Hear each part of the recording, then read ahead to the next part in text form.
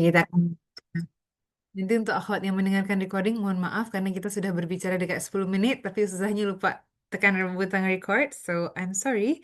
Mohon maaf lahir batin. Tadi udah diingatkan sih sama admin, tapi itu tadi ya, insan mahalil khata' wan nisyan. Manusia itu tempat yang berlakunya kesalahan, berlakunya kelupaan. Oke, tak apa. Kita continue je, insya Allah.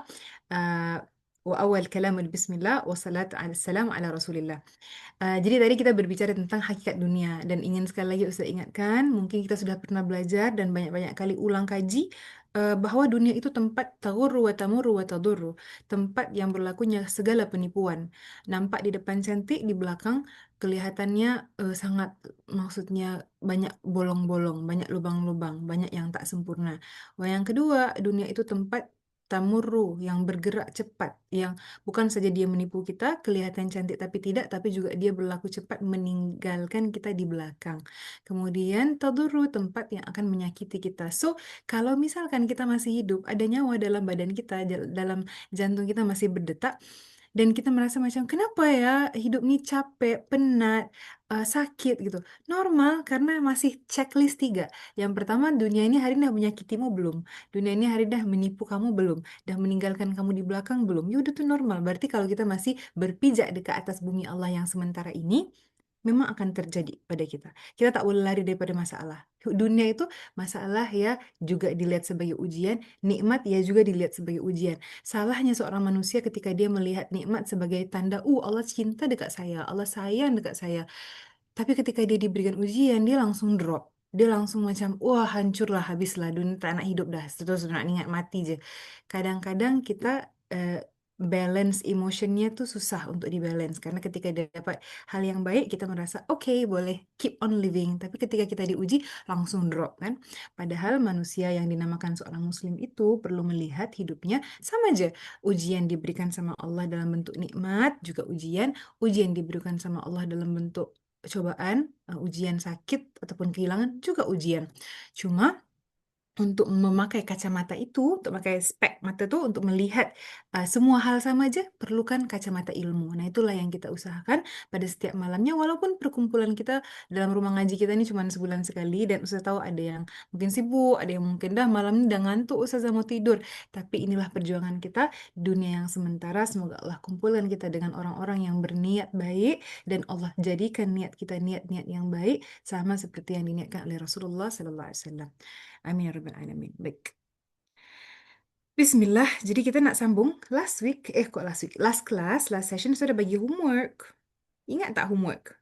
Kalau yang tak ingat homework sebulan sekali ni parah lah ni. Sebab homeworknya satu kali je sebulan. So kalau tak ingat saya rasa macam sedih sangat kan. Dan homework ni bukanlah kalian lakukan untuk rumah ngaji. Bukan kalian lakukan untuk ustazah. Kalian lakukan untuk diri kalian sendiri.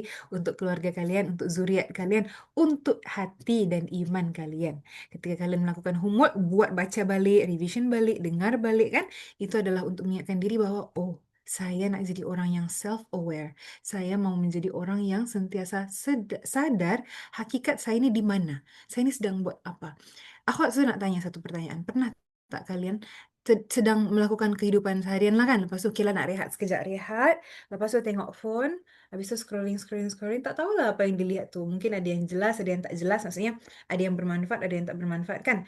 Lepas tu kalian rasa macam, penat lah. Okey, habis tu taruh handphone. Tu rasa kosong. Pernah tak macam tu? Saya nak tanya. Sebab banyak yang komplain kemarin macam tu. Setelah saya scrolling, saya melihat video-video yang bermanfaat. Tapi video yang bermanfaat tu buat saya rasa frustrated, rasa macam buat saya frustasi sebab saya tak belum mampu lakukan semuanya. Video-video masakan yang sedap, yang enak, yang buat saya macam lapar, saya save. Tapi saya tak sempat pun nak untuk masak. Save je. Tapi tak buat pun. Habis itu mungkin post-post yang memotivasi untuk ngaji, untuk doa. Mungkin doa-doa yang baru saya save. Tapi tak pernah baca pun. Jadi dia rasa macam, kenapa ya hidup ini macam ini? Penatnya gitu. Dan karena mungkin kita hidup dalam keadaan teknologi yang sangat cepat. Semua yang kita lakukan itu cepat sangat untuk kita dapatkan. Kita nak sekarang, kita dapat. Maksudnya informasi itu kayak overload gitu. Macam bayangkan kita buka keran air, buka pipe, itu yang keluar airnya bukan yang secukup yang kita butuhkan, yang kita perlukan, tapi yang keluarnya macam air terjun. Ya, pingsanlah kita dekat bawah situ karena kita rasa macam, oh, this is too much. too much, banyak sangat. Saya tak mampu. Sebenarnya macam tu. Jadi apa yang perlu kita lakukan untuk memfilter kembali informasi yang kita dapatkan? Cuman habit scrolling ini parah. Karena apa? Senang aja nampak macam pegang handphone, duduk duduk duduk. Cuman kita perlukan dua jari nih. Kadang-kadang kita nak tekan komen-komen ataupun like kan, macam senang aja gitu. Tapi ketika kita betul-betul pahami apa yang sedang saya lakukan sekarang nih, saya sedang mengkonsumsi informasi. Macam saya tengah makan makanan atas pinggan. Pinggan saya kecil. Saya tak mampu untuk meletakkan makanan yang begitu banyaknya di atas pinggan saya yang kecil ini. Kalau saya sentiasa menambah, menambah, menambah. Dan mungkin, arti kata lain, pintarlah ya kita save, save, save, save. Bila waktu yang kita akan pergi balik untuk baca, Iqra wahid biwahid, baca kembali agar mendigest information itu bisa menjadi bermanfaat untuk kita dan akhirat kita. Mungkin 5%, mungkin 10. Kebanyakannya kita udah mentally tired, udah overload. Jadi harus pandai memilih activity untuk kita lepas dah penat dengan dunia. Jangan kita balik lagi ke dunia kecil ini. Karena dunia kecil ini walaupun kelihatan kecil, dia nampak je kecil. Tapi sebenarnya dia sangat memberatkan. Oke, so manusia ini memanglah hakikatnya dia nak berehat, dia nak tarik nafas kejap lepas dah penat dengan komitmen, dengan tarbiyah anak-anak, dengan mungkin kerja, dengan mungkin keluarga. Tapi ingat, Allah SWT ada cakap tentang qurrata ain dalam Al-Quran, yang mana Al-Fagirah juga pernah minta pada kelas yang lepas jadikan homework kan surah As-Sajdah. Okey, nak tanya, akhwat yang hadir dalam Zoom malam ni dah lazimi belum surah As-Sajdah jadi amalan harian? Ada tak? Ke ataupun amalan mingguan? Ya, betul. Ledakan maklumat. Yes, that's very true. Scroll, scroll, scroll, penat. Scroll, scroll, scroll, penat. Padahal tak kemana-mana pun kita. Cuman kita punya minda mungkin ya. Otak kita dah kemana-mana. Akhwat, surah Sajdah. Berapa kali seminggu akhwat baca surah Sajdah? Kalau dah ikut khulasah, kalau ikut amalan yang para ulama yang dah di maurud bil kitab ya, sekali seminggu itulah minimum, minimum. Karena dibacanya hari Jumaat. Lepas sekali dengan Al-Kahfi semua-semua itulah. Kalau yang masih rutin khulasah kan. Yang lain, kapan je? Bila je baca As-Sajdah? Oh, setiap malam. Alhamdulillah, bagus. Okay. Surah As-Sajdah ni khusus kepada orang-orang yang dia rindu nak sujud tilawah. Ya, karena surah As-Sajdah ada ayat yang akan mengaitkan dengan sujud tilawah, which is an action, which is fi'il, bukan hanya bacaan. Karena ketika kita mengaitkan bacaan Al-Quran kita dengan perbuatan, itu yang akan buat kita menghayati. Oh, saya balik baca sekali lepas subuh. Okay, that's also good. Tak apa, nanti hari ini kita nak tengok satu ayat dalam surah Sajdah yang mana menceritakan tentang qurrata ain tadi. Okay, so just merajaah sikit. Ni kita punya kelas yang lepas-lepas. Ada cakap pasal berinteraksi dengan Al-Quran. Jangan jadikan Al-Quran hanya sebagai bacaan. Kita ada bercerita juga dan belajar tentang 4 layer hati. Ingat kan masih ada? Kemudian bercerita tentang beda tentang mu'allaf dan mu'allif. Orang-orang yang mu'allafah qulubuhum, kita cakap tambahkan dalam doa kita, ya Allah, saya nak jadi orang yang mu'allafah qulubuhum. Walaupun mungkin hati saya kadang-kadang menjadi keras sebab mungkin benci dekat orang, atau hasad dengki, atau mungkin ria, apapun lah penyakit hati yang mungkin pernah singgah dalam hati kita minta sama Allah SWT, ya Allah, jadikan kembali hati saya hati yang mu'allafah qulubuhum, karena orang yang hatinya banyak cinta, mustahil masuk sekaligus dengan cinta itu kebencian. Dan Rasulullah SAW, Allahumma sholli ala Nabi, merupakan seorang yang hatinya penuh dengan cinta. Walaupunlah orang di sekelilingnya itu membenci, memarah, mencaci, memaki, menghujat, tapi baginda Muhammad SAW tidak pernah membiarkan kebencian itu membuat hati baginda menjadi berat dengan kebencian juga. Jadi kita bukan lagi tanggung jawab kita untuk mengabsorb orang punya emotion, ya.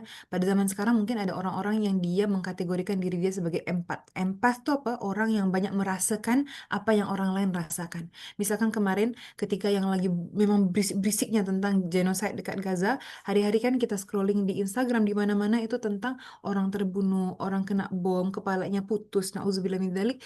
Itu macam rasa hati kita kosong sangat. Karena dah penat kan? Penat merasa sedih, penat merasa marah, tapi tak boleh buat apa-apa. Jadi akhirnya kita pun down, kita pun shut off. Kalau dalam komputer tuh tulisnya error 4404 kan, 404, error 40404.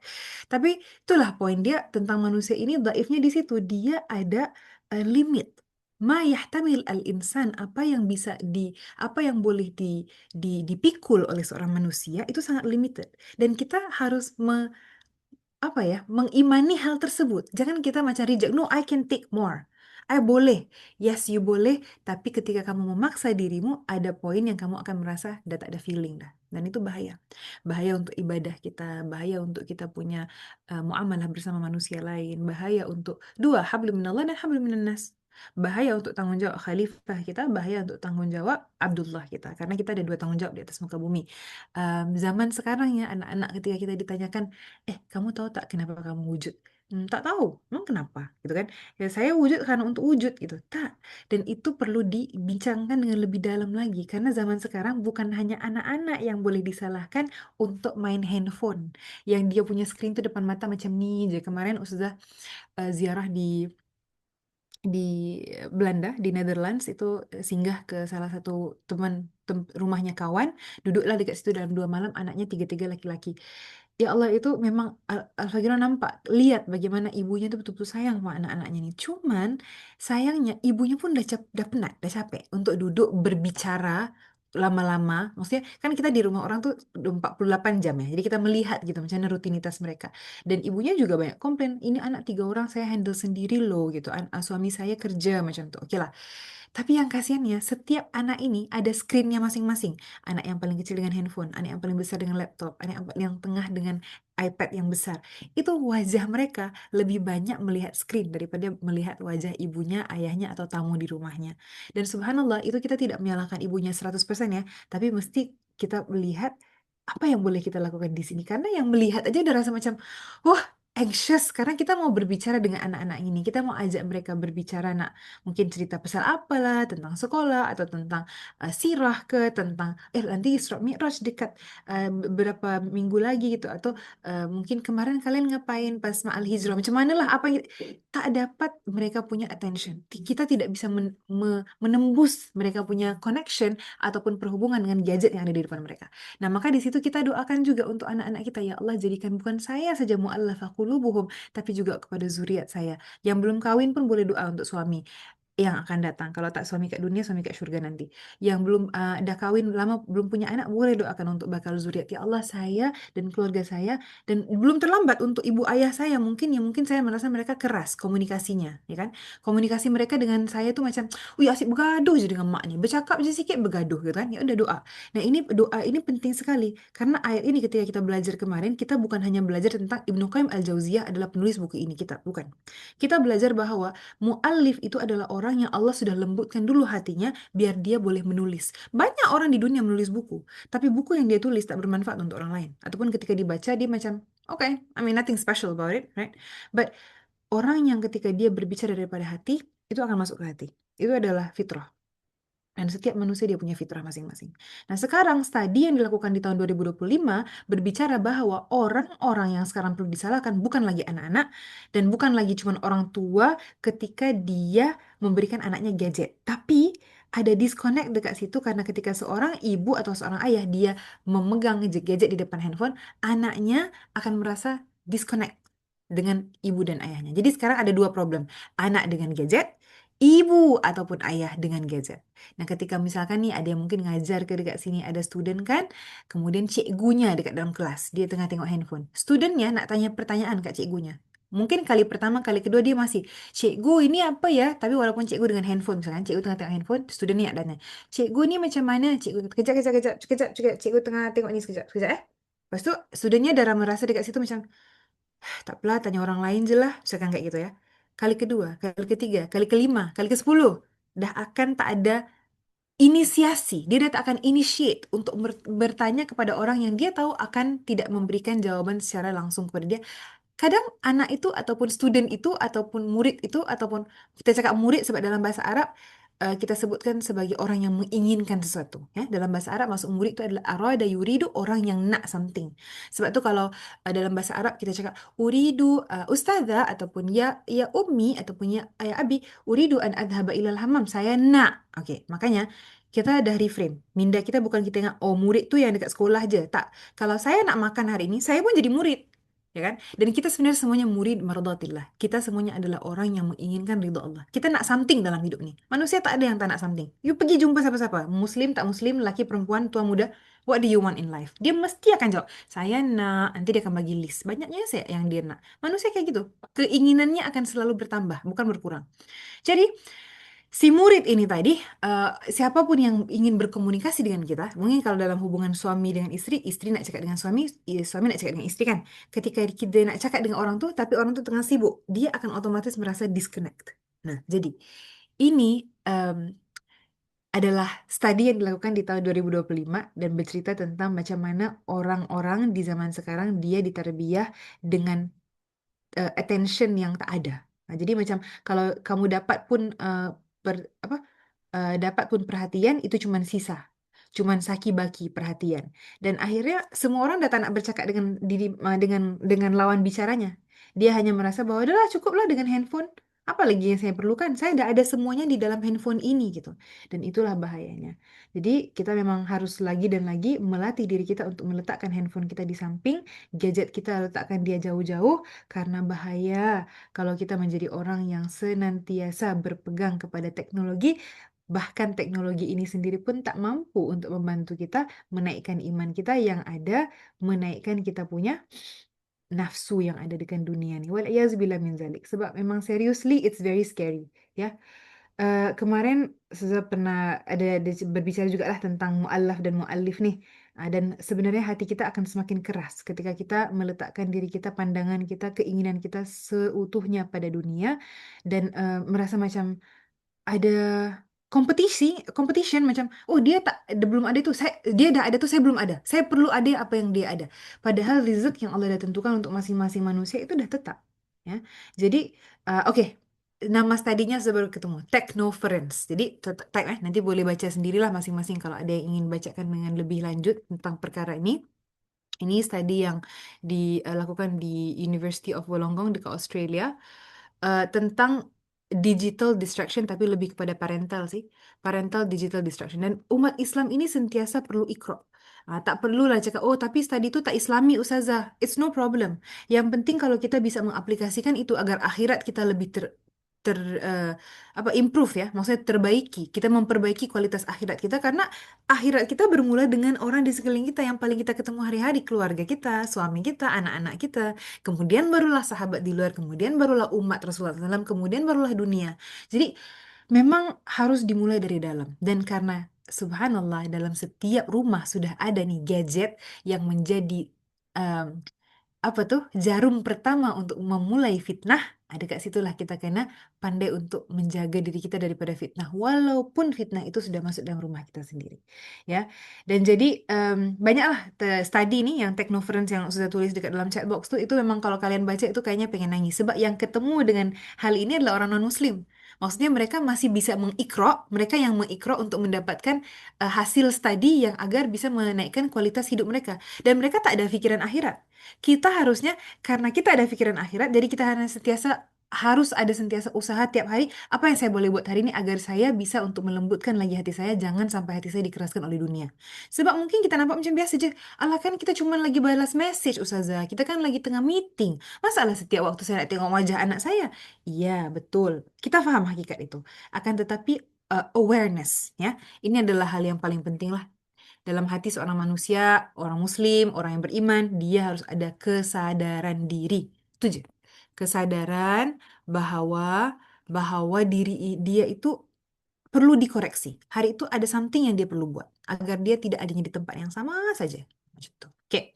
So, kita kembali kepada kita punya ayat ini murajaah sikit lah perkataan mu'allafah karena saya teringat hari-hari ini memang banyak yang komplain tentang khususnya komunikasi merasa disconnect dalam dalam keluarga dalam perkawinan dalam mungkin ibu dan anak tentang adik-beradik misalkan masing-masing sudah jadi orang yang cepat marah dan sebagainya maka dekat sini kita just ingatkan balik ke tentang perkara ataupun perkataan mu'allaf jadi kita boleh doa dengan Allah Taala jangan tinggalkan dari doa kita ya Allah jadikan kami orang yang lembut hatinya dan bisa melembutkan orang di sekeliling kami karena usaha kami dalam melembutkan hati kami masing-masing. Oke. Kemudian murajaah sedikit kita cakap sebelum membaca buku mana-mana pun baiknya kalau kita bermula dengan min qaulihil muallif ya. Ini adalah adab kepada sang penulis gitu. Jadi kita nak cakap apa-apa, nak baca apa-apa pun min qaulil mu'allif. Sebaiknya kalau kita baca out loud, kalau kita baca dengan kuat. Kalau baca sendiri tak ada masalah lah, boleh je terus sambung baca buku tu. Okay? Oke, ini murajaah kemarin tentang Ibnu Qayyim Al-Jauziyah. Oke, sekarang kita nak masuk ke dalam kita punya teks yang daripada sini. Oke, homework yang Ustazah bagi kemarin adalah surah As-Sajdah ayat 17. Surah As-Sajdah ayat 17 inilah ayatnya ada di bawah. Mari kita baca sama-sama. Hari ini kita nak diskusi homework terlebih dahulu. A'udzu billahi minasyaitonir rajim. Bismillahirrahmanirrahim. فلا تعلم نفس ما أخفي لهم من قرة أعين ما أخفي لهم من قرة أعين جزاء بما كانوا يعملون صدق الله العظيم. Maksudnya, maka tidak ada seorang pun mengetahui apa yang disembunyikan untuk mereka, yaitu bermacam-macam nikmat yang menyenangkan hati sebagai balasan terhadap apa yang mereka kerjakan. Oke. Sadaqallahul azim wa ballagha rasulil karim wa nahnu ala dzalika minasyahidin. Akhwat semua, inilah hal yang kita perlu ingat. Dalam hari-hari kita, kita ada banyak momen yang kita rasa macam penatlah hidup.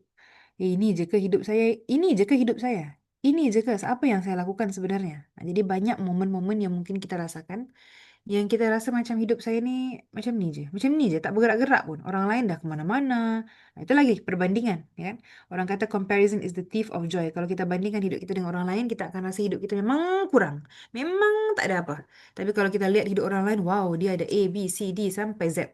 Dan itu adalah sesuatu yang bahaya karena itu adalah jarum syaitan juga. Barakah itu tidaklah dalam kuantitas, tapi dalam kualitas. Quality dan quantity, ya kan? Nah, sekarang ayat ini dia mengingatkan kita kembali bahwa kita tak ada ilmu. Okey, mulai dari perkataan fala ta'lamu, bukan lam ta'lam ya. Perkataan la ta'lamu bermaksudnya belum tahu. You have not known yet. Berarti apa? Dia belum reveal. Jadi contoh macam kita tengah tengok K-drama ataupun tengah tengok movie, tengah tengok apa-apalah. Tengah tengok ini episod. Ya, belum dapat tahu gitu. Kalau kita dah tengok sampai episod 5, lepas tu episod 6 tu keluarnya minggu depan lagi. Stres kan kita? Apalagi di ke akhir tu cliffhanger. Misalkan habis ditampar orangnya, pang, lepas tu kita rasa, "Hah, apa yang jadi lepas tu? Bergaduh ke? Ataupun apa? Kita rasa macam kita tak tahu apa jadi. Bukanlah kita tak akan tahu. Kita akan tahu, tapi nanti, next week. Tunggu minggu depan. Baru nanti akan di reveal lah episod 7 misalkan. Itu poin yang manusia ini memang tak sabar, ya kan? Akan tetapi jangan sampai tak sabar yang membuatkan kita kufur nikmat. Ya. Fala ta'lamu nafsun ma ukhfiya, ini kenapa tidak digunakan perkataan lam ta'lam? Karena manusia satu hari nanti akan dapat tahu apa yang dia missing sebenarnya dalam hidup dia. Dia kira, dia ingat hidup dia ni missing, misalkanlah orang yang belum bersuami, tak ada, belum jumpa jodoh, rasa macam lonely sangat. Ada lagi malam-malam yang saya pengennya dipeluk aja. Okeylah, faham. Jadi dia merasa kurang ada pasangan. Mungkin ada orang yang dah lama kahwin, tak ada anak, dia rasa macam, wah, hidup saya kurang, tak ada anak gitu. Mungkin tak ada zuriat, kawan-kawan lain semua anaknya dah ke sekolah misalkan. Untuk orang yang mungkin dah ada anak, ada pasangan, tak ada ibu ayah karena sudah meninggal. Dia tengok orang lain, wah, ada ibu ayah, seronoknya ada pelukan hangat seorang ibu, doa seorang ayah misalkan. Kosong lagi. Jadi manusia tu dia nampak, dia ingat, dia tahu apa yang missing from their life. Dia kirain dia tuh tahu apa yang hilang dari hidup dia. Sebenarnya dia tak tahu. Makanya ilmu yang cetek. Ini adalah apa nama karakteristik pertama bagi seorang manusia, ilmu yang sangat cetek. Maupun kita belajar. Ini apa lagi? Orang yang tak belajar apa lagi, gitu kan? Jadi bayangkan ya, kita ini orang yang belajar dan kita dikasih tahu kamu tuh tak tahu gitu. Frustasi lah kita. Oh, jadi sampai bila kita tak tahu? Sampai bila-bila. Intinya apa yang kamu tahu pun kamu akan lupa. Jangankan kamu apa yang kamu tahu. Kemarin ada salah satu daripada kakak kakak kelas ataupun kita cakap murid tapi samalah sahabat Ustazah, dia tulis notes di status. Terus beliau bilang gini, beliau ambil foto, ambil gambar, ini adalah nota yang pernah saya tulis. Terus menurut saya gini ya Allah, ini tuh saya pernah tulis gitu, tapi saya pun lupa. Ini hal yang kita tulis sendiri. Ketika untuk ada seorang manusia menulis sesuatu, pasti dia pikirkan dulu kan. Jadi sebelum dia pikirkan, pasti dia ada macam the forming of thoughts, pikiran-pikiran yang dibentuk dalam dia punya memori. Kemudian dia tulis, dia catat, dia bentuk, dia cantik-cantikkan. Nah, oke. Oh, sudah, dia tak baca lagi, dia tinggal, terlupa. Mungkin beberapa tahun ke depan, 10 tahun dia tengok balik, ini nota saya, ini saya tulis, kapan ya saya tulis ini? Itu hal yang kita tulis pun kita boleh lupa. Bayangkan hal yang kita tak tulis. Nah, jadi seorang talibul ilm itu dia paling rakus. Dia patutnya tamak. Dia patutnya apapun yang dia belajar, semua dia nak tulis. Kemarin dulu, udah kemarin dulu nih, ketika Al-Fajr di Darussalam, itu kalian tidak akan pernah nampak seorang talibul ilm, orang yang belajar ilmu, dia kemana-mana dia tak bawa dia punya pen dengan kertas. Walaupunlah pensil 50 sen, walaupunlah kertasnya kertas buruk, tapi dia akan bawa kemana-mana dengan niat, ya Allah, kalau ada hari ini yang engkau bukakan taufik, bukakan pintu hidayah untuk sampai kepada aku satu ilmu yang membawa aku dekat kepada engkau, aku pengen tulis. Dia dah niat dulu dah. Jadi akhwat, lepas ni kalau terlupa bawa lipstick, tak payah sedih. Tapi kalau terlupa bawa pensel dengan pen, itu sedih. Tak apa, itu normal. Itu valid. Itu justified sadness. Jadi kalau kita nak pergi jalan-jalan mana, kita terlupa nak bawa pensel dengan kertas, tu sedih lah, tak apa. Sekarang Ustazah, saya nak tanya, saya ada handphone. Saya tak bawa kertas dengan pen je, tak apa kan? Iya, tapi berapa banyak yang di handphone kita dah buat, kemudian kita lupa. Jadi kita go traditional je, tak ada masalah. Dan kita ingat apa yang kita tulis dengan kita punya tangan ni, insya Allah akan menjadi saksi di akhirat nanti. Dan kita niatkan kan mula-mula tulis dengan basmalah. Dan kalau kita pun lupa, insya Allah basmalah itu menjadi lawyer kita depan Allah nanti. Menjadi kita punya pengacara. Menjadi kita punya apa? Peguam nanti depan Allah. Katanya, ya Allah, hambamu ini dia dah berniat untuk melakukan kebaikan. Cuma karena dia insan, jadi dia lupa, ya Allah, maafkanlah dia. Ya udah, niat macam tu. Makanya kita ajarkan juga kepada anak-anak kita, Mami, ajar kita tulis bismillah sama-sama lah. Ada anak tu dia cakap, Ustazah, saya tak pernah diajarkan oleh ibu saya menulis basmalah. Yang saya tahu cakap je bismillah. Ingatkan kalau tulis tu tak penting sangat. Jadi lepas ikut kelas Ustazah barulah saya termotivasi nak tulis bismillah selalu. Walaupun saya kadang-kadang tak dapat tulis apa yang Ustaz tu cakap. Saya tulis bismillah je lah. Habis tu nota saya habis di situ. Karena saya perlu fokus pada apa yang Ustaz tu cakap. Kalau tak saya ngantuk. Lucu tapi ya Alhamdulillah niat kita masing-masing. Ya kan? Okey. Jadi paham ya kenapa dekat ayat ni dia tak cakap lam ta'lam. Kalau dalam bahasa Arab perkataan lam, okay, so tulis kat sini ya. Kalau lam maksud dia adalah never. Maksudnya sampai kapan-kapan pun, sampai bila-bila pun dia takkan boleh buat. Tapi dekat dalam ayat ni dia tak cakap lam, dia cakap la. Jadi belum dapat. Yes, one day you will, but not yet now. Belum sekarang. Jadi jangan kita menjadi seperti orang-orang yang dalam surah Amma Yatasa'alun. Dalam surah Amma Yatasa'alun apa yang terjadi? Katanya, ya Allah, apa yang terjadi nih? Dia pun bertanya-tanya. Masing-masing bertanya-tanya kepada diri masing-masing. Kamu, you know what's happening? No, I don't know. You? Kalau kita tengok cerita kiamat, cerita tentang zombie, cerita tentang apa-apalah yang tentang tu, mesti masing-masing, hey, what's going on? Apa jadi? Apa jadi? Apa jadi? Agak-agak ya, kita sebagai orang Muslim, kalau nampaklah kiamat berlaku depan mata kita masih tanya tak apa yang jadi?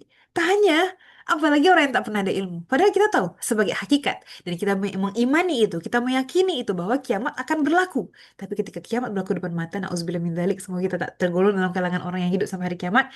Tapi kalaulah sesuatu berlaku di depan mata kita, pasti yang pertama yang kita tanyakan adalah, apa nih? What's going on? Apa jadi? Ya kan? Subhanallah. Jadi hal itu adalah ilmu yang akan datang. It will come. Jangan risau. Jadi sebenarnya hidup manusia ni kalau dia beriman dan berislam dia tenang aja. Sebab berislam dia mensubmit segala hal kepada Allah. Beriman dia tahu bahwa apa yang Allah izinkan berlaku itu baik. Tak apa, tenang aja hidup tu. Dan subhanallah dekat dalam ayat ni dia cakap perkataan nafsun, bukan qalbun, bukan aklun, bukan jasadun, bukan ruhun. Kenapa? Karena nafsu ini yang paling bermasalah dalam tubuh badan seorang manusia. Ketika kita nak mentarbiah dia, oh hari ni dia okey. Hari ni dia behave, dia baik. Kan? Kalau misalkan ada yang Al-Fagirah ngajar anak-anak kan, nanti mak-maknya saya tanyalah dekat, Ustazah macam mana anak saya hari ni? Okey, hari ni dia bagus. Minggu depan nanti lagi. Macam mana hari ni Ustazah? Hari ni anaknya tak good mood. Macam itulah nafsu. Seperti anak kecil. Dia macam unpredictable. Ya? Dia punya mood tu dia macam kadang okey, kadang tak okey, kadang bagus, kadang tak bagus, kadang dia emosi, kadang dia macam itulah. Tapi nafsu inilah yang harus sentiasa ongoing tarbiyah. Dan bukan je kalau kita dah jadi adult, kita dah jadi orang yang terror. Maksudnya terror orang Melayu kata dah jadi orang yang hebat dalam kita punya belajar, dalam kita punya beramal. Kita dah boleh let go. Tanggungjawab sebagai seorang manusia terhadap nafsunya. No, no, no, no. Sampai hari yang mana kita akan berjumpa dengan Allah, kita ada lagi yang hal-hal yang kita perlu koreksi, kita perlu nak perbetulkan daripada nafsu kita. Sebab nafsu ni je lah yang akan buat kita rasa macam, oh, masalah saya lah yang paling besar dekat dunia ni. Kesedihan saya lah yang saya tak mampu nak tanggung. Kalau kesedihan Nabi Muhammad SAW, Nabi Muhammad SAW mampu tanggung, adakah itu kerana Nabi Muhammad SAW lebih hebat dari kita? Tentunya dari segi mentarbiah nafsu baginda SAW. Um, so, in the point of ongoing tarbiyah ni, ini forever, komitmen. Komitmen seorang manusia, walaupun dengan ilmunya yang cetek tadi, tapi dia perlu berkomitmen untuk mentarbiah nafsunya. Hari-harilah kena cakap apa yang saya nak buat hari ni ya, untuk mentarbiah nafsu. Kita sebelum mentarbiah anak-anak, ya, mentarbiah kita punya zuriat, tarbiah dulu nafsu sendiri. Dan ini memang sampai hari, bukanlah maksudnya kalau saya dah jadi ibu, uh, apa nama, syurga Allah dah letakkan pangkat tu di bawah kaki saya tak usah mentarbiah nafsu saya dah pass the level. No. Sebab untuk orang yang berkomitmen mentarbiah nafsu sendiri inilah, baru nanti dia kata apa? Ma ukhfiya lahum min qurrati ayun. Ini adalah dia punya step by step. Kamu kena tahu yang kamu belum tahu. Not yet, but you will find out one day. Apa yang kamu tak tahu? Poinnya tentang nafsu. Kalau tadi dekat sini no soul, dekat sini dia cakap seorang pun ataupun tidak seorang pun, ini berkaitan dengan nafsu ataupun jiwa seseorang. Kan? Nafs. Dalam Quran pun ada banyak je perkataan nafs yang bercerita tentang orang yang dia itu fokus poin yang paling besar dalam nafsunya karena itu berat. Yang lain-lain tak berat ke Ustazah? Aklun, qalbun, ruhun, itu tak berat ke? Ya berat juga, tapi poinnya adalah nafsu ini adalah yang ongoing. Kalau kita boleh mentarbiah nafsu, insya Allah qalbun dengan aklun, dengan jasadun, semua tu dia akan boleh support each other. Ya, dia akan boleh untuk membantu sesama agar sekejap akhwat, satu kamera sekejap je. You can take the close the camera. Okay, dia akan boleh membantu each other, kira macam teamwork lah. Kira macam saling sesama untuk membantu, karena si nafsunya tadi tu sudah boleh untuk maksudnya sudah level yang boleh dipercayai untuk menjaga diri sendiri. Tapi itu pun kena everyday check in. You okay? Are you okay, nafsu? Are you okay today? Dan saya nak tanya akhwat dekat sini lah, dalam hari yang moden ni sekarang yang macam senang je. Nak lapar boleh Grab, ya kan? Boleh Grab food atau boleh ojol gitu. Nak pergi mana-mana naik je ini. Apa boleh bayar. Kalau ada duit jalan-jalan. Susah ke tak susah untuk check in dengan nafsu hari-hari? Saya nak tanya. Agak-agaknya boleh bila yang kita boleh check in dengan nafsu kita? Pagi-pagi lepas baru bangun tidur itu masih mungkin baru baru masuk balik tuh kita punya roh dalam jasad. Kapan ya agak-agak yang kita boleh untuk men-check in balik kita punya nafsu pada setiap hari? Wah, cakap dengan cermin. Okey. Memang sangat susah ya. Sebab kita rasa macam semuanya mudah. Susah sangat nahan nafsu. Okey. Semua orang boleh relate nampaknya.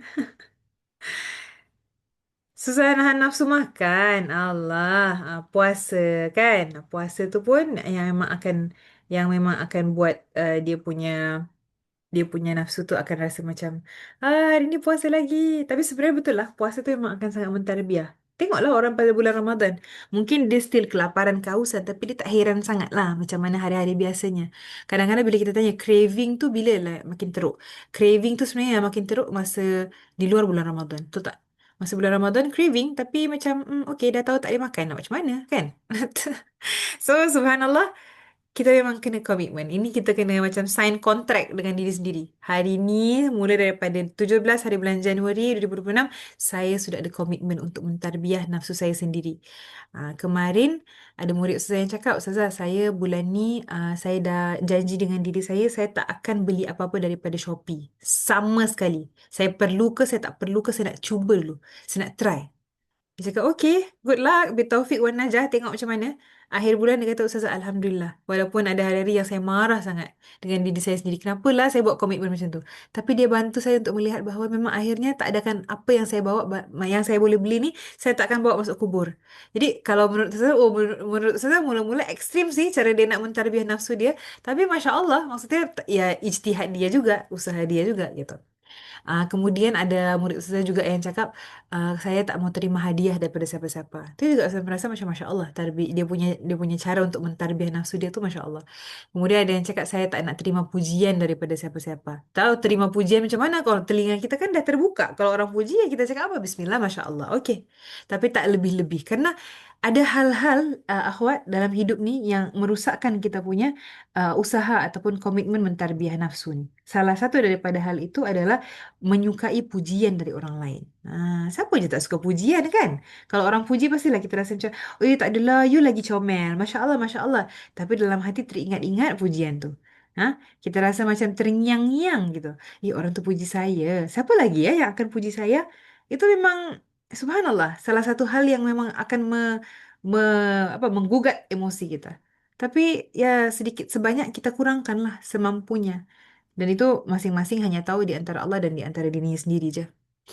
Niat baik di awal pagi, insya Allah Allah bantu. Bagus, bagus sangat soal jawapan ni. Sebab jawapan ni, jawapan yang Ustaz suka karena dia mulai dari niat.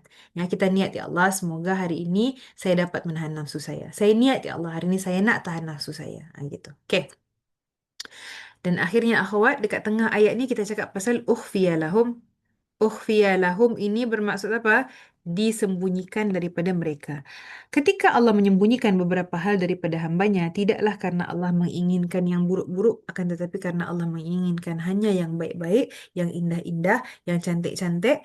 Dan kalaupun Allah tidak melihatkannya di depan mata kita, pasti yang Allah sembunyikan itu karena rahmatnya. Itu je. Kita beriman sebab itu je. Sebab kalau tak kita menyibuk sebenarnya dengan kehidupan orang lain. Awak Zuzah baru cerita kemarin dalam kelas Asmaul Husna tentang Threads. Tahu kan aplikasi Threads? Kan kita ada Instagram, sekarang kita ada Threads juga. Ya Allah, itu aplikasi Threads itu bikin orang paling menyibuk sekali dekat atas muka bumi.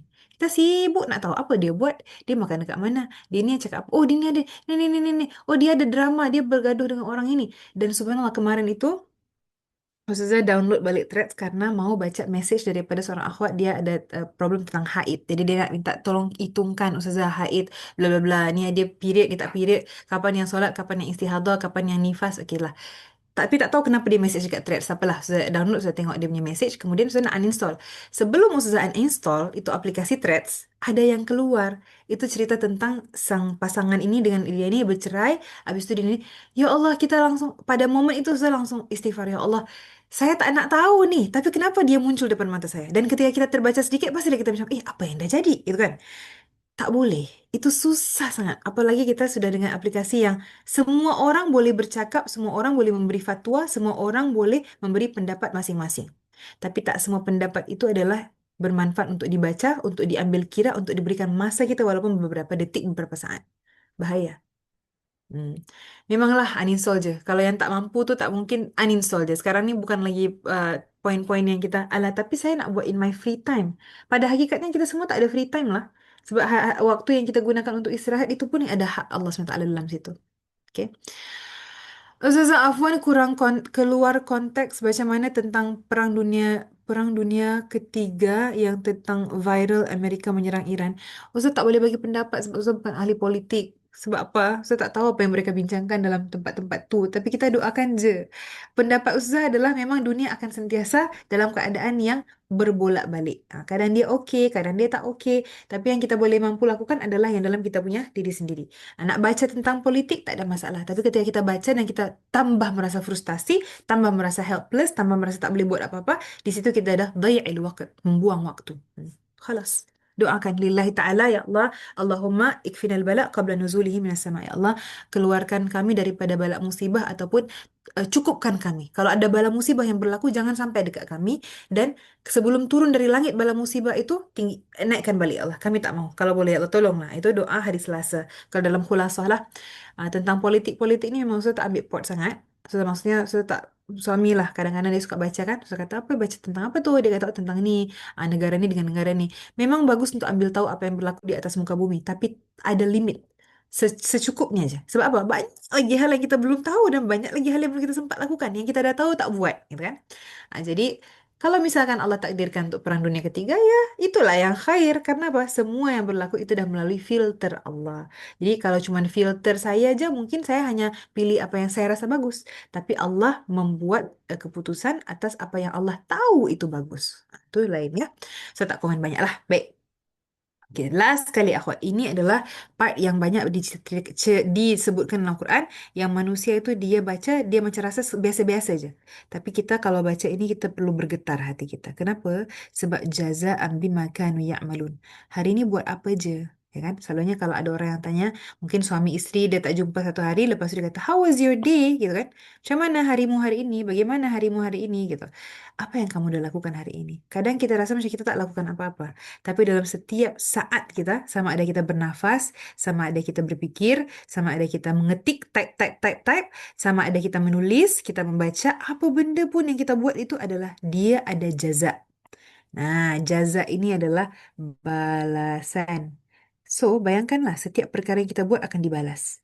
Bahayanya, takutnya. Sebab kadang kita melakukan hal-hal tu kita tak berfikir. Buat je, seakan-akan kita punya waktu yang sangat banyak. Kita ada peluang yang tidak ada endingnya. Tak habis-habis peluang kita. Akan tetapi, jaza ini, balasan ini perlu ada dekat dalam kita punya pikiran. Kalau boleh at the back of your mind, at the front of your mind, dimanapun itu, dalam pikiran kita, yang saya lakukan sekarang akan dibalas. Macam mana balasannya? Kalau saya lakukan baik, insya Allah balasannya baik. Tapi kalau saya lakukan buruk, dengan harapan bahwa Tuhan akan Terus ampuni saya. Allah Allah, dengar nggak suaranya? ya Ustazah, Alhamdulillah. Oh, oke, oke. Sebab tadi ada yang unmute, saya rasa macam tak dengar. Oke, jadi jazaan bima kanu ya'malun bermaksud apa? Balasan daripada apa yang kamu kerjakan. Jadi intinya, kalau kamu melakukan apapun hal, sedikit sebanyak, percaya dan beriman bahwa itu akan dibalas. Jadi kalau macam tu kan, kita akan sentiasa berusaha untuk melakukan yang terbaik dalam setiap momen. Walaupun momen itu merasa macam, ala tak special pun momen ni. Kan? Balasan dalam segala hal. Dari segala amal. So, niatlah lillahi ta'ala. Apa yang saya buat sekarang? Amalan kecil ke, amalan besar ke, duduk diam ke. Duduk diam dah kena ada niat bertafakur, bertazakur. Niat berdiam diri, kan? Wah, banyak. Niat berlapar, niat kenyang, niat mandi, niat duduk dengan suami dan senyum. Ustazah baru sadar satu hal. Ketika sudah kawin, saya baru sadar bahwa Ustazah tuh orangnya tak banyak senyum. Apalagi kalau tak ada orang gitu kan. Kita nak senyum dengan siapa? Tapi ketika duduk dengan suami, dia suka senyum. Jadi macam kadang kita rasa macam, apa yang kamu senyumkan gitu kan? Dia bilang kalau dia senyum dia dapat pahala karena dia senyum pada istri. Oh, subhanallah. Udah habis itu kita jadi macam kompetisi lah saling senyum-senyum. Tapi sampai sekarang kita rasa macam saya tak nak senyum gitu. Jadi kita merasa macam oh itu yang saya perlu perbaiki. Karena apa? Ada hadis tabassumuka fi wajhi akhika sadaqah. Senyum kamu di wajah saudara lain kamu adalah sedekah. Ya udah, senyum je lah. Jumpa siapa pun senyum je. Karena bersenyum itu adalah sedekah. Kan saya tak ada duit banyak ya Allah untuk sedekah. Senyumlah saya dengan senyum saya kepada pasangan saya yang halal, kepada ahli keluarga saya. Senyum je. Walaupun tak ada sebab yang, maksudnya, kena ada sebab yang besar untuk senyum. Bentar ya, aku saya tengah lihat ada burung-burung banyak dekat luar. Susah kadang kat sini, kadang rasa macam nak terdiam. Sebab setiap kali kita lihat burung tuh macam, subhanallah, macam mana agaknya dia punya feeling tuh ya. Dia boleh terbang dengan ramai-ramai, betul bersama. Kalau awak pernah nampak murmuration, pernah nampak tak? Saya tengok, nanti kalian boleh Google ya. Ini subhanallah, kalau tak nampak kebesaran Allah dalam pergerakan para hewan-hewan yang ada di atas muka bumi ni, murmuration of starling. Ini kalau kalian belum pernah tengok, pergi tengok dekat YouTube. Itu kita sampai boleh nangis lah. Sebab subhanallah, setiap dari burung itu ada mindanya sendiri, ada otaknya sendiri, ada dia punya berfikir lepas ni nak kemana, nak makan apa, ke, untuk mungkin bawa makanan balik untuk keluarga dia. Itu semua fi riayatillah, semua dalam Allah SWT punya jagaan. Apalagi kita, ya kan, yang sentiasa berdoa, yang sentiasa berharap, yang hari-hari nangis, ya Allah nak masuk syurga. Ada harinya yang mungkin kita dah, ya Allah penat lah duduk kat dunia. Ada hari yang kita semangat, oh saya nak melalui hari lagi. Tapi kita punya koneksi dengan Allah tu sentiasa perlu kuat, sentiasa perlu macam ini. Dan subhanallah cantik lah. Dan yang sudah tulis dekat chat box tu, kalau aku Google dekat YouTube, itu bunyi sayap-sayap burung yang berterbangan ramai-ramai itu, tahu tak macam apa? Macam ombak laut. Kemarin saya sempat tinggal depan laut beberapa hari lah pas safar, itu ombak laut tu tak berhenti. Kadang kita rasa malu dengan ombak laut yang tak berhenti tu, macam dia berzikir pada Allah, dan lidah saya ni satu hari banyak je diam. Ya kan? Banyak je diam yang tak berzikir. Okey, Baik. So, jazaa bima kanu ya'malun kita cakap tadi balasan daripada apa yang kalian kerjakan. Jadi, dekat sini kita dah cakap ilmu yang cetek walaupun ilmu yang cetek kita sentiasa untuk berusaha menambahkan, kemudian komitmen untuk mentarbiah nafsu sendiri, kemudian yang ketiga, amal itu kita percaya dan beriman bahwa ada balasan daripada setiap amalan. Jadi, hati-hati dengan amalan kita. Alright. So, insyaAllah kita akan sambung bacaan daripada وقال المؤلف رحمه الله تعالى نفعنا وإياهم به في الدارين آمين. Saya tak sempat tulis kemarin yang وقال المؤلف رحمه الله tu. Sekejap saya tengok balik Oh, tak ada. Kita just cakap min qaulihil muallif. Okey, kita tambahkan sedikit. Nanti ini adalah nota yang dah updated. Okey. Selalunya apa yang kita cakap min qaulihil muallif, lepas tu cakap apa? Nafa'anallahu. Nafa'ana ni apa? Semoga Allah berikan kami semoga Allah berikan kami manfaat. Nafa'anallahu bihi wa bi'ilmihi fid daraini. Okey. Ini langsung doa. Tengoklah indahnya. Indahnya dia punya akhlak. Membaca buku pun kita doakan mu'alif tadi. Kita doakan diri kita yang membaca buku. Sebab berapa banyak buku yang kita baca, kita dapatkan manfaat darinya, ya kan? Inilah dia punya doa, dia punya adab untuk memulakan bacaan buku. Apa dia? Min qaulihil muallif rahimahullahu ta'ala. Kita cakap semoga Allah merahmatinya. Ini sebab kalau muallifnya sudah meninggal lah. Kalau muallifnya belum meninggal kita cakap hafizahullah. Semoga Allah jaga dia. Hafizahullah wa ra'ahu. Ini rahimahullah dah meninggal. Kalau muallif ataupun penulis buku tu sudah meninggal kita baca rahimahullah. Semoga Allah merahmatinya. Merahmati dia punya ruh yang dah meninggal. Kalau belum meninggal, penulisnya uh, uh, hafizahullahu wa ra'ahu ataupun semoga Allah jaga dia dan lindungi dia. Setelah yang saya nak fokuskan hari ini yang bahagian ni. Nafa'anallahu bihi wa bi'ilmihi fid daraini. Semoga Allah beri saya, kamu, kalian semua yang tengah baca buku ni, kita mendapatkan manfaat darinya. Ya, dan dengan ilmunya di dalam dunia dan di akhirat. Fid darain ni dalam dunia dan akhirat. Darain ni apa? Dua rumah. Dua rumah lah, dua rumah. Rumah dunia, rumah akhirat. Dar, dua rumah. Dunia dan akhirat. Jadi, semoga Allah berikan kami manfaat daripadanya, daripada ilmunya di dunia dan di akhirat. Jadi, apa yang saya baca ni kadang-kadang saya lupa lepas tu. Tapi karena kita baca ini sebelumnya, kita jadi orang yang apa tadi? Sedar diri. Itulah tadi, self-aware. Okay? Baik. Sambung. Bismillah. قول المؤلف رحمه الله تعالى نفعنا الله به وبعلمه في الدارين آمين. Apa katanya? Orang-orang itulah jap. Siapa orang-orang itu? Kita balik kepada yang sini. Belum baca lagi rupanya. Okey. Kafilah berjalan ketika malam berlalu lembut. Bagi setiap orang yang mendatangi telaga, mereka menggiring hasrat di mana bumi hilang padanya sehingga isi hati mereka tampak dari apa yang diinginkan. Bintang malam menampakkan apa yang mereka tuju, baik jauh tinggi di bintang Sirius atau dekat di dekat kepala burung unta. Bagi mereka lah sesuatu yang tak layak bagi yang lain karena mereka tak peduli celaan orang-orang yang hanya bisa mencela. Oh, jadi ini macam ada syair lah. Syair yang diletakkan di tengah-tengah, okey, berkaitan dengan orang-orang yang dilindungi. Orang-orang yang Allah lindungi daripada jiwa-jiwa yang hina. Kalau sebab apa? Orang-orang yang mempunyai jiwa yang luhur. Maksudnya apa? Jiwa yang suci.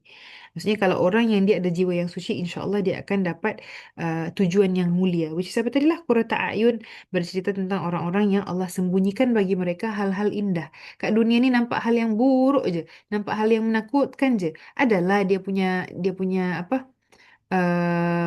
Nikmat tu ada. Ya, kadang-kadang kita sebagai manusia, saya nak habiskanlah perkataan Qurrata Ain ni sebelum kita masuk kat sini. Qurrata Ain ni berceritakan tentang hal-hal yang menyejukkan mata. Ya, nikmat-nikmat yang menyejukkan mata. Nikmat-nikmat tu maksudnya apa? Yang buat kita punya mata tu rasa macam, seronoknya pandang. Kalau pergi travel kan, tengok pokok, tengok burung, tengok laut, tengok gunung, semualah. Kita rasa macam, sedapnya melihat, sedap mata memandang. Kalau orang Melayu cakap, apa, tenang gitu. Jadi, kita kadang-kadang, akhwat, kita fikirkan tentang syurga, kita rasa macam syurga tu limited. Rasa macam sikitnya syurga tu apa? Ya cuman pokok, sungai, rumah, habis itu taman-taman. Tak. Kita punya pemahaman daripada ayat ini menceritakan bahawa tidak. banyak lagi hal-hal yang itu sebenarnya qurratain yang Allah sembunyikan dari kita. Sebab apa? Yang dekat dunia ni, ini je lah yang kita tahu. Sebab apa? Itulah ilmu kita. Saya kita cakap ilmu yang cetek. Ilmu yang limited. Karena kalau kita bersandar kepada dunia terlalu banyak untuk mendapatkan apa namanya ni rewards, maksudnya pahala, nikmat gitu kan, ataupun kita akan mengecilkan janji Allah. Kita akan rasa macam oh janji Allah tu just syurga. Syurga tu tidak bukan ada yang lewat lintas dalam kita punya fikiran. Sebab Allah SWT tu tahu apa yang membuat manusia bergerak. Kadang kita tuh taat kepada Allah ketika tak ada orang yang nampak. Tapi kadang-kadang ketika orang tak ada, kita malas pun nak solat, misalkan. Tapi Allah SWT itu responnya kepada kita adalah untuk menyembunyikan nikmat-nikmat yang tidak ada dalam ilmu manusia. Sebab apa? Ini adalah cara untuk Allah memuliakan amalan yang dilakukan dengan ikhlas. Jadi kita cakap ya, ilmu, amal, ikhlas. Ilmu, amal, ikhlas. Kemudian sabar. Habis itu istiqomah je lah. Itu je. Itu je kita punya kunci dalam hidup ni. Nampak macam simple tapi wah susah nak buat tu kan. Bayangkan satu hadiah yang Allah nak berikan kepada kita. Tapi Allah sendiri cakap, tak ada satu jiwa pun dalam dunia ni, dia tahu apa yang saya nak bagi. Kalau suami je pun nak bagi surprise kat kita, kita dah tertanya-tanya, apa ya agaknya yang dibelikan? Apa ya agaknya yang dibawa? Tiba-tiba sampai ke rumah, dia bawa sebiji buah oren. Oh, ini rupanya. Ya, senang-senang, happy, bahagia-bahagia. Cuman kita rasa macam, oh aku dah bayangkan banyak-banyak dah. Rupanya dapat sebiji buah oren, misalkan. Tapi itu dia. Allah SWT itu meletakkan nilai yang sangat tinggi kepada hadiah yang Allah nak berikan ini. Ini bukan hanya sebagai cara nak menenangkan hati-hati, tak, tapi untuk menjadikan um, orang itu berharap dengan keharapan yang tinggi kepada Allah. Karena kita nak tiga, hati yang tenang, mata yang senang, kemudian apa? Jiwa yang merasa selamat.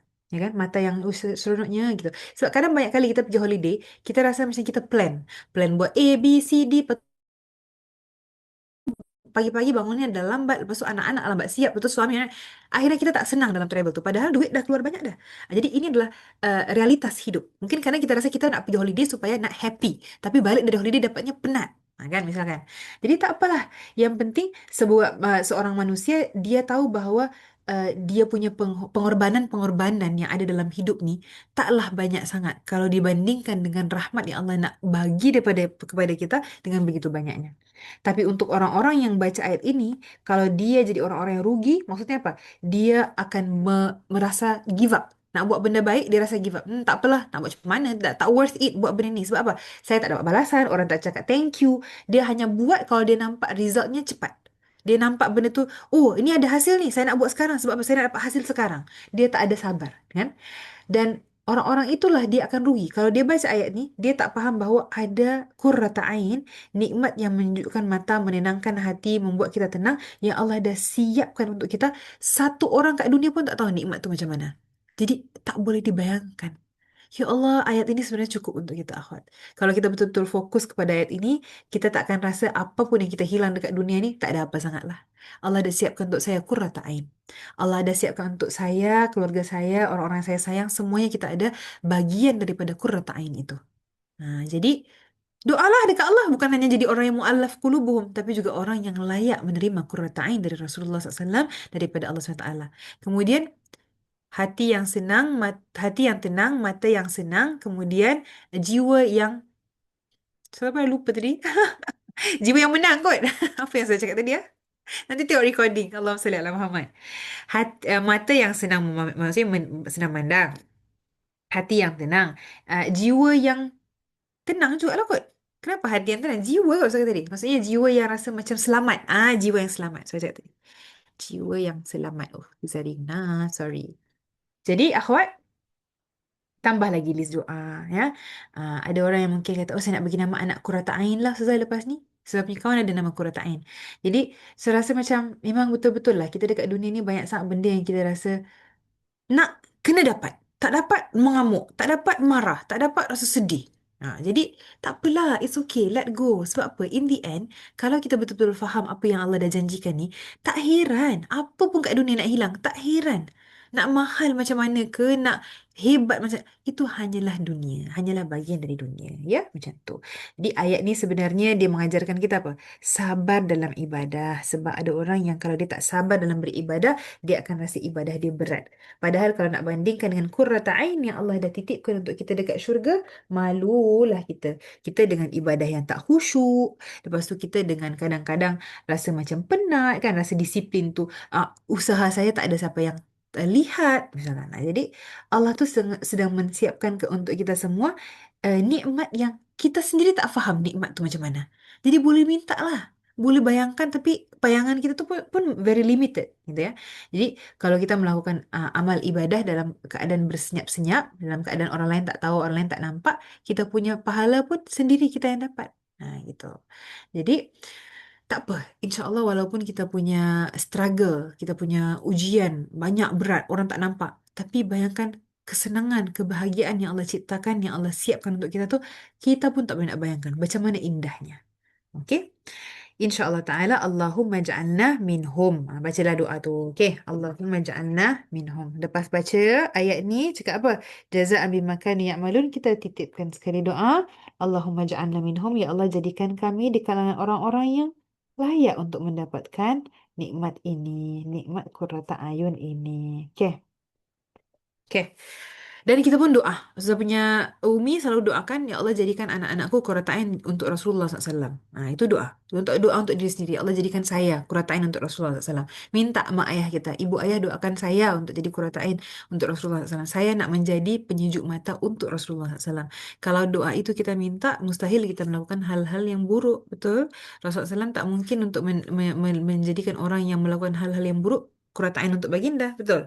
Kita nak jadi sama level kan? Kalau boleh kita nak lah, harapan kita nak jadi sama level dengan Sayyidah Fatimah Az-Zahra, sama level dengan Sayyidah Khadijah. Walaupun mungkin pada asalnya kita rasa kita tak layak, tak mampu, tapi doa tu menembusi segala batas. Okay, doa benda-benda yang impossible. Jangan doa benda-benda yang kecil sangat-sangat. Doalah setiap daripada yang kecil sampai yang impossible. Contohlah. Okey. Sambung orang-orang itulah tadi kita cakap yang telah menyambut panggilan Sang Kekasih sallallahu alaihi wasallam ini Allah SWT ni. Sang Kekasih Azza wa Jalla ketika dia memanggil mereka dengan seruan hayya 'alal falah. Mereka yang telah mengorbankan jiwa raga demi mengejar keridhaannya, mereka lah yang tak pernah henti berjalan menuju Allah di setiap pagi dan petang. Ketika sampai, mereka akan memuji Allah. Apa ya alhamdulillah sebagaimana halnya para pejalan malam memuji Allah ketika pagi datang. Lelah sesaat tapi rehat untuk selamanya. Woi, cantiknya perkataan ini. Mari kita highlight dia. Lelah sesaat tapi rehat untuk selamanya. Siapa yang tak suka rebahan? Siapa yang tak suka istirahat? Pastilah semua orang suka istirahat, ya kan? Tapi em, itulah dia. Kita rasa macam tak sabar. Kalau nak istirahat sekarang juga. Tapi kan kita masih dalam perjalanan. Kalau belum sampai, macam mana nak istirahat, gitu kan? Jadi tak apalah akhwat semua. Kita insya Allah lelah sesaat untuk rehat selamanya. Okey, mari kita memotivasi diri lagi. Mereka tinggalkan segala kehinaan untuk selalu mengejar yang luhur, yang mulia, yang suci. Sekat sini boleh kita cakap yang luhur, yang mulia, yang suci. Gitu. Mereka lah orang yang selalu mampu meletakkan kenikmatan duniawi dan janji masa yang datang terpuji atas pertimbangan akal sehat sehingga mereka dapat melihat jelas perbezaan antara keduanya. Itulah manusia yang rugi adalah dia tak dapat melihat perbezaan antara dunia dan akhirat ketika dia hanya melihat okeylah dunia ni cantik, dunia ni best, saya nak kejar dunia, gitu kan? Dan kata Imam Hasan Al-Basri rahimahullah, Allah itu menyembunyikan pahala amalan orang yang beriman macam mana menyembunyikan malam Lailatul Qadar. Okey, kita tulis kat sini lah. Kata Imam Hasan Al-Basri, ya, orang tu kalau dia beriman, qala Imam Hasan Al-Basri. Ini adalah imam yang kita cakap sebagai ulama salah kalam ulama salaf lah ni. Katanya apa? Ni tak tulis rahimahullah, maaf. Rahimahullah taala. Katanya apa?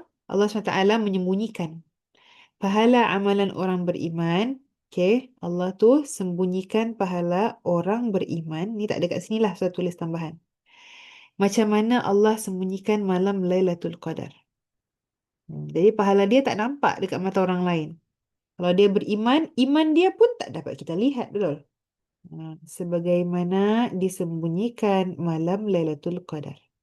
Supaya buat apa ni? Supaya mereka bersungguh-sungguh lah buat beramal tu. Jadi tak nampak depan mata. malam Lailatul Qadar disembunyikan. Jadi insya Allah kita niat, ya Allah tak apalah disembunyikan sekarang. Semoga nanti dekat akhirat semua amal baik saya diperlihatkan pada diri saya. Ha. Allah SWT sembunyikan pahala orang beriman sebagaimana malam Lailatul Qadar disembunyikan. Sekejap, aku tulis. Disembunyikan. Okey, katanya apa?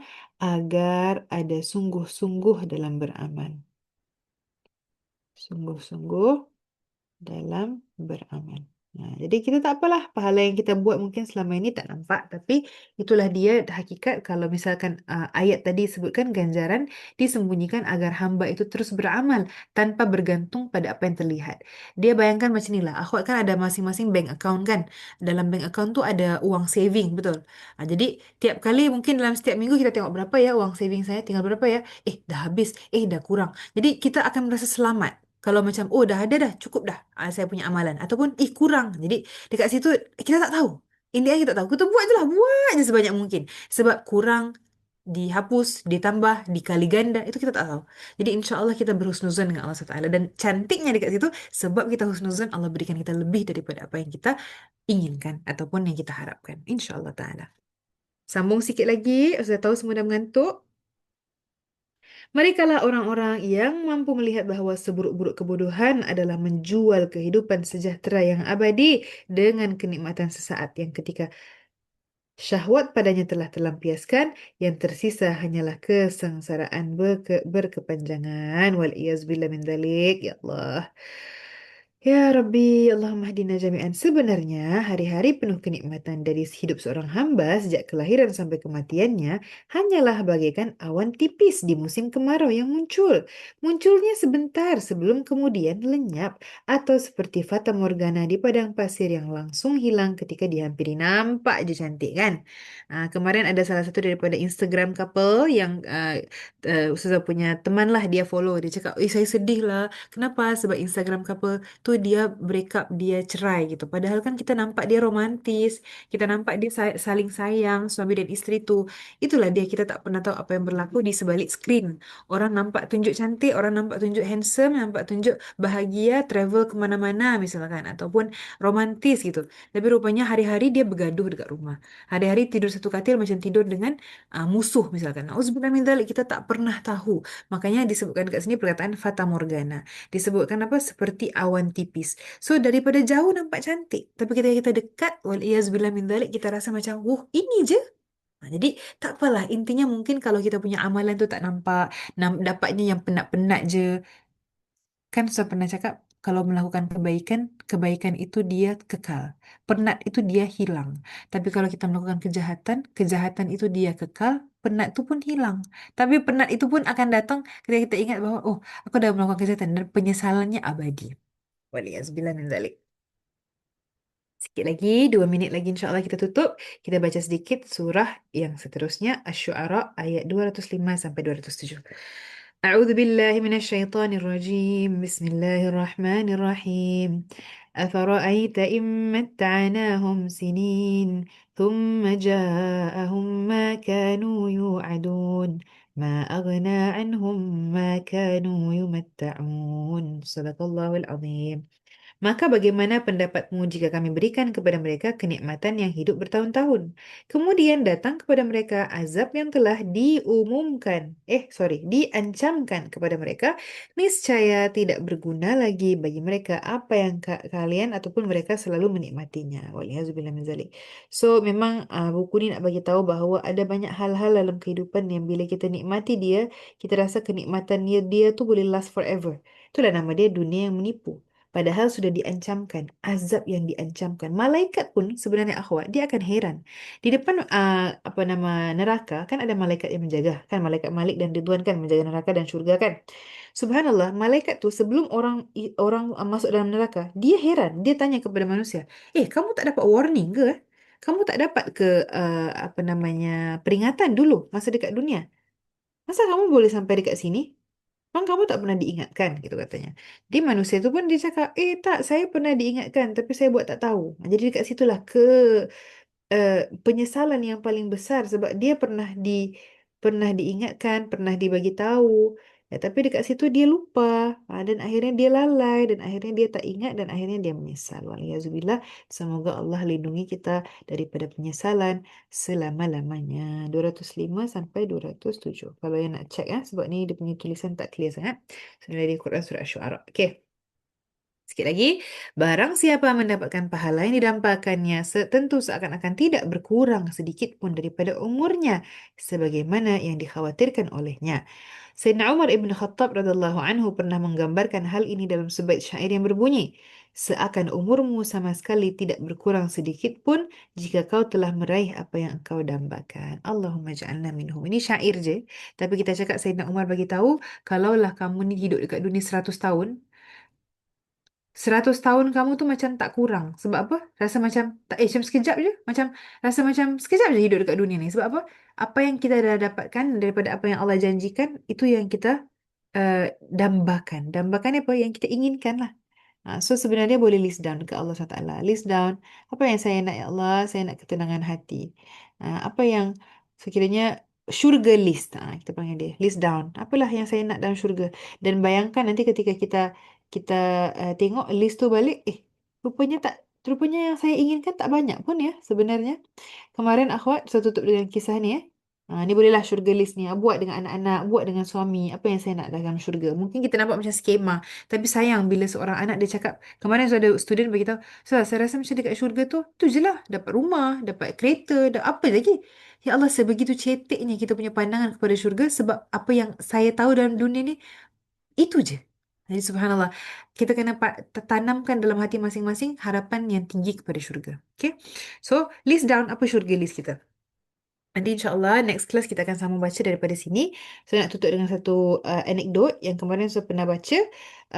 Seorang perempuan ni, dia ketika birthday dia, ketika anniversary ke apa, dia bagi tahu dekat suami dia, sayang, I nak hadiah ni. Sebab suami dia cakap, you bagi tahu I apa yang you nak. Lepas tu, dia cakap dengan husband dia, okay, saya nak ini. Cakap. Kemudian, kata suaminya, okay, kamu list down je apa yang kamu nak. Dia kata dia list down, buat di Excel, buat di dalam it's very clear lah apa yang dia inginkan tu very very macam dia dah lihat mungkin dalam 20 benda.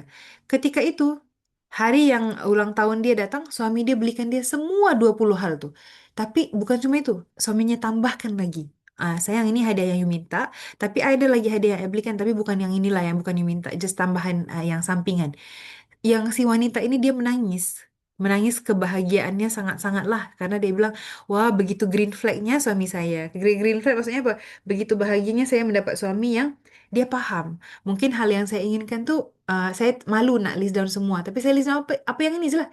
Jadi bayangkan, ini baru manusia dengan manusia, baru suami dengan isteri. Yang pastinya banyak bergaduh, banyak salah faham, juga mungkin ada merajuk-rajuknya. Tapi kita dengan Allah SWT, bayangkan kalau kita ada list down, syurga list saya, ya Allah, saya nak duduk sebelah Sayyidah Fatimah Az-Zahra, saya nak berjilid dengan Rasulullah SAW, saya nak minum daripada syurga. Itu list, saya bagi tahu, tak akan pernah berkurang. Tambah, tambah, tambah, tambah, dan bayangkan kalau Allah dapat bagi semua yang kita inginkan dalam situ. Tapi bayangkan kalau kita tak pernah pun berharap kepada syurga. Mungkin kita rasa macam, saya tak layak nak masuk syurga. Jadi sampai bila kita nak menjadi orang yang merasa diri tak layak? Padahal Allah dah bagi tahu, Allah menyembunyikan pahala qurrata a'yun seperti mana yang Allah menyembunyikan Lailatul Qadar. Jadi Lailatul Qadar itu memang akan disembunyikan. Maka itulah mungkin kita perlu menambahkan harapan pada surga, menambahkan kesadaran diri ketika Allah SWT itu sentiasa memandang kita di setiap waktu, dan insya Allah husnuzon yang sangat besar ketika kita orang yang penuh dengan cinta, pastilah Allah menjumpai kita pun dengan penuh cinta juga.